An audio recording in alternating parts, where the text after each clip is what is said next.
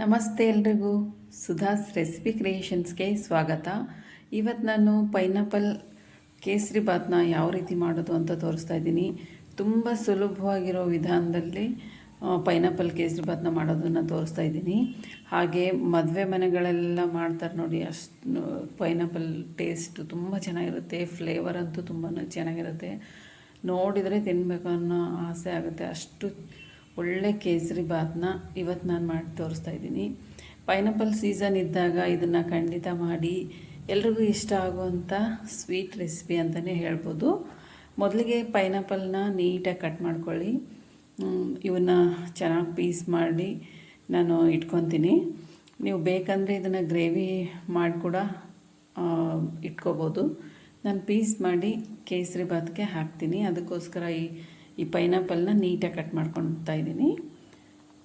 Pineapple cut ಮಾಡಿದ ನಂತರ ಇದಕ್ಕೆ ಬೇಕಾಗಿರೋದು 2 ಬೌಲ್ ನಾನು ರವೆನ ತೊಗೊಂಡಿದ್ದೀನಿ. ಬಾಂಬೆ ರವೆನ, ಅಂದರೆ ಚಿರೋಟಿ ರವೆ ಏನು ಬರುತ್ತಲ್ಲ ಕೇಸರಿ ಬಾತ್ಗೆ ಅಂತಲೇ, ಆ ರವೆನ ತೊಗೊಂಡಿದ್ದೀನಿ. ಅದಕ್ಕೆ 2 ಬೌಲ್ ರವೆಗೆ ನಾನು 5 ಬೌಲ್ ನೀರನ್ನು ಹಾಕ್ತಾಯಿದ್ದೀನಿ.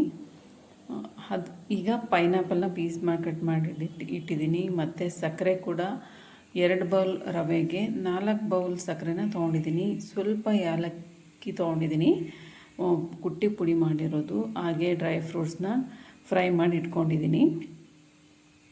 ನಂತರ ಒಂದು ಪ್ಯಾನ್ಗೆ ತುಪ್ಪನ ಹಾಕಿಬಿಟ್ಟು ಚೆನ್ನಾಗಿ ಅದು ಕಾದ ನಂತರ ನೀವು ಇದರಲ್ಲೇ ಬೇಕಾದರೆ ಡ್ರೈ ಫ್ರೂಟ್ಸ್ನ ಫ್ರೈ ಮಾಡ್ಕೋಬೋದು. ನಾನು ಸಪ್ರೇಟಾಗಿ ಫ್ರೈ ಮಾಡಿ ಇಟ್ಕೊಂಡಿದ್ದೀನಿ. ಈಗ ತುಪ್ಪಕ್ಕೆ ರವೆ ಏನಿದೆ ಅಲ್ಲ, ಚಿರೋಟಿ ರವೆ, ಬಾಂಬೆ ರವೆ ಅಂತ ಹೇಳ್ತೀವಲ್ಲ, ಅದನ್ನು ಹಾಕ್ತಾಯಿದ್ದೀನಿ. ಈಗ 2 ಬೌಲ್ ಹಾಕಿದ್ದೀನಿ. ಇದಕ್ಕೆ ನಾನು 4 ಬೌಲ್ ಸಕ್ಕರೆ ತೊಗೊಂಡಿದ್ದೀನಿ. 4 ಬೌಲ್ ಸಕ್ಕರೆ ನಿಮಗೆ ಜಾಸ್ತಿ ಆಯಿತು ಅಂದರೆ ನೀವು 2ಕ್ಕೆ 2 ಬೌಲ್ ಸಕ್ಕರೆ ಹಾಕ್ಕೋಬೋದು. ಇನ್ನೂ ಸ್ವಲ್ಪ ಜಾಸ್ತಿ ಬೇಕಂದರೆ 3 ಬೌಲ್ ಸಕ್ಕರೆ ಹಾಕ್ಕೋಬೋದು. ಸ್ವಲ್ಪ ಪೈನಾಪಲ್ ಹುಳಿ ಆಗಿರೋದ್ರಿಂದ ನಾನು 4 ಬೌಲ್ ಸಕ್ಕರೆ ಹಾಕ್ತಾಯಿದ್ದೀನಿ. ಅದು ಸ್ವಲ್ಪ ಜಾಸ್ತಿ ಆಗುತ್ತೆ ಅನ್ನೋರು ಮಾತ್ರ ಕಡಿಮೆ ಹಾಕ್ಕೊಳ್ಳಿ ಸಕ್ಕರೆನ. ನಾನೀಗ 4 ಬೌಲ್ ಸಕ್ಕರೆ ಹಾಕ್ತಾಯಿದ್ದೀನಿ.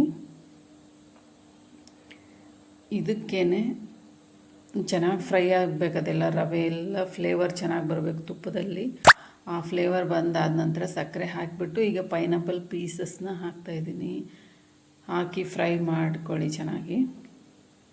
ನೀವು ಪೈನಾಪಲ್ನ ನೀರಲ್ಲಿ ಬೇಕಾದ್ರೂ ಕುದಿಸ್ಬಿಟ್ಟು ಹಾಕ್ಕೋಬೋದು.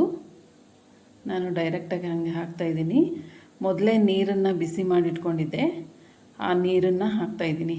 ಏನು 5 ಬೌಲ್ ನೀರು ಅಂತ ಹೇಳಿದ್ನಲ್ಲ, 2 ಬೌಲ್ ರವೆಗೆ 5 ಬೌಲ್ ನೀರನ್ನು ಹಾಕಿದ್ದೀನಿ. ನೀವು ಬೇಕು ಅಂದರೆ ಸ್ವಲ್ಪ ಅರಿಶಿನ ಹಾಕ್ಬೋದು. ನಾನು ಅರಿಶಿನ ಹಾಕ್ತಾಯಿಲ್ಲ ಇಲ್ಲಿ. ಸ್ವಲ್ಪ ಕೇಸರಿನ ನೆನೆಸಿಟ್ಕೊಂಡಿದ್ದೆ ನೀರಲ್ಲಿ, ಅದನ್ನು ಹಾಕ್ತಾಯಿದ್ದೀನಿ. ಬೇಕಂದರೆ ನೀವು ಕೇಸರಿ ಬಾತ್ಗೆ ಅಂತಲೇ ಬರುತ್ತಲ್ಲ, ಆ ಕಲರ್ನ ಹಾಕ್ಬೋದು. ಇಲ್ಲ ಅಂದರೆ ಸ್ವಲ್ಪ ಅರಿಶಿನ ಹಾಕಿದರೆ ತುಂಬ ಚೆನ್ನಾಗಿರುತ್ತೆ. ನಮ್ಗೆ ಅದು ಯಾವುದೂ ಬೇಡ ಅಂದರೆ ಕೇಸರಿನ ನೆನೆಸ್ಬಿಟ್ಟು ನೀರಲ್ಲಿ ಹಾಕಿದರೆ ಅದು ಕೂಡ ಒಂದು ಒಳ್ಳೆ ಫ್ಲೇವರ್ನ ಕೊಡುತ್ತೆ. ಹಾಗೆ ಕಲರ್ ಕೂಡ ನೋಡಿ. ಈಗ ಎಲ್ಲ ರೆಡಿ ಆಯಿತು. ತುಪ್ಪ ನಿಮಗಿನ್ನೂ ಬೇಕು ಅಂದರೆ ತುಪ್ಪನ ನೋಡಿಬಿಟ್ಟು ಹಾಕ್ಕೊಳ್ಳಿ. ನಾನೀಗ ಡ್ರೈ ಫ್ರೂಟ್ಸ್ನ ಫ್ರೈ ಮಾಡಿ ಇಟ್ಕೊಂಡಿದ್ನಲ್ಲ, ಅದನ್ನು ಕೂಡ ಹಾಕ್ತಾಯಿದ್ದೀನಿ.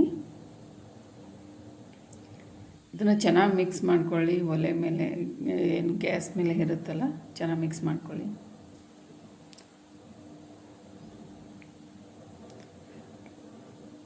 ಸ್ವಲ್ಪ ಲೋ ಫ್ಲೇಮಲ್ಲಿ ಮಾಡಿ ಎಲ್ಲ ಆದ ನಂತರ ಡ್ರೈ ಫ್ರೂಟ್ಸ್ ಏನಾಗ್ತೀವಲ್ಲ ಕೊನೆಯಲ್ಲಿ ಸ್ವಲ್ಪ ಲೋ ಫ್ಲೇಮಲ್ಲಿ ತಿರುಗಿಸಿದ್ರೆ ಚೆನ್ನಾಗಿರುತ್ತೆ. ಹಾಗೆಯೇ ಸ್ವಲ್ಪ ಒಂದು 3 ಲವಂಗನ ಹಾಕ್ತಾಯಿದ್ದೀನಿ. ನಿಮಗೆ ಫ್ಲೇವರ್ ತುಂಬ ಚೆನ್ನಾಗಿರುತ್ತೆ. ಈ ಕೇಸರಿ ಬಾತ್ಗೆ ಲವಂಗ ಹಾಕೋದ್ರಿಂದ ಒಂದು ಒಳ್ಳೆ ಫ್ಲೇವರ್ನ ಕೊಡುತ್ತೆ. ಅದಕ್ಕೋಸ್ಕರ ಲವಂಗನ ಹಾಕಿದ್ದೀನಿ. ಈಗ ಪೈನಾಪಲ್ ಕೇಸರಿ ಬಾತ್ ರೆಡಿ. ತುಂಬ ಚೆನ್ನಾಗಿರುತ್ತೆ. ಒಂದ್ಸರಿ ಟ್ರೈ ಮಾಡಿ ನೋಡಿ. ಎಲ್ಲರೂ ಮನೇಲಿ ಮಾಡಿರ್ತಾರೆ, ಆದರೆ ಸೀಸನಲ್ಲಿ ಮಾತ್ರ ಇದನ್ನು ಕಂಪಲ್ಸರಿ ಮಾಡಿ. ಹಾಗೆ ಯಾವುದೇ ದೇವರ ನೈವೇದ್ಯ ಕೂಡ ಇದನ್ನು ಮಾಡ್ಕೋಬೋದು. ತುಂಬ ಟೇಸ್ಟಿಯಾಗಿರುತ್ತೆ. ನೋಡಿ ಯಾವ ರೀತಿ ಆಗಿದೆ ಅಂತ. ಈ ಸ್ವೀಟ್ ನಿಮ್ಗೆ ಇಷ್ಟ ಆದರೆ ಲೈಕ್ ಮಾಡಿ, ಶೇರ್ ಮಾಡಿ, ಸಬ್ಸ್ಕ್ರೈಬ್ ಮಾಡ್ಕೊಳ್ಳಿ ನನ್ನ ಚಾನಲ್ನ. ಹಾಗೆ ಸುಧಾಸ್ ರೆಸಿಪಿ ಕ್ರಿಯೇಷನ್ನ ಯಾವಾಗಲೂ ನೋಡ್ತಾ ಇರಿ ಅಂತ ಹೇಳ್ತಾ ಇವತ್ತಿನ ವೀಡಿಯೋನ ಮುಗಿಸ್ತಾ ಇದ್ದೀನಿ. ಎಲ್ರಿಗೂ ಥ್ಯಾಂಕ್ ಯು.